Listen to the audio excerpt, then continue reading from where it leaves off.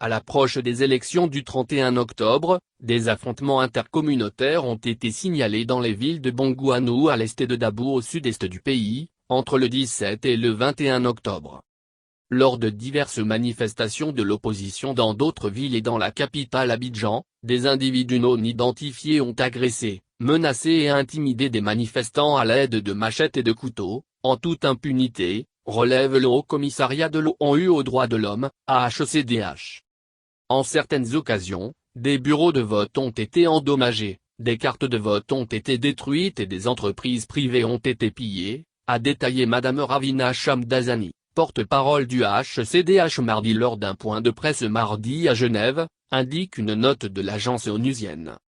Et pour éviter que de tels événements ne se reproduisent, le Haut Commissariat estime qu'il est essentiel de mener rapidement des enquêtes approfondies, indépendante et impartiale sur toutes les violations et tous les abus des droits de l'homme, quelle que soit l'affiliation politique des auteurs présumés. Nous croyons savoir qu'un certain nombre d'individus ont été arrêtés en relation avec les violences à Dabou, a précisé la porte-parole du HCDH. D'une manière générale, les services de Madame Michelle Bachelet, haut-commissaire des Nations Unies aux droits de l'homme, invitent Abidjan à garantir le droit à la participation politique sans discrimination, crainte aux représailles. Pour l'ONU, les autorités ivoiriennes doivent garantir le respect du droit de réunion pacifique et protéger les participants contre les attaques de tiers.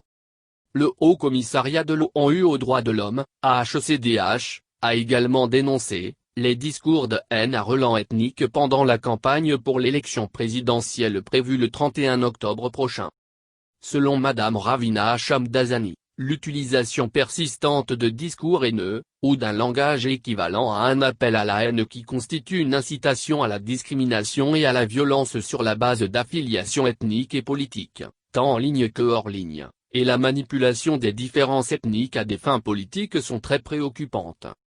Nous appelons toutes les parties à s'abstenir d'utiliser un langage discriminatoire et provocateur avec des affiliations ethniques qui pourraient conduire à davantage de division dans la société et, en fin de compte, à la violence, a mis en garde Madame Shamdasani, tout en appelant au calme avant et après l'élection et à la résolution des différends par le dialogue.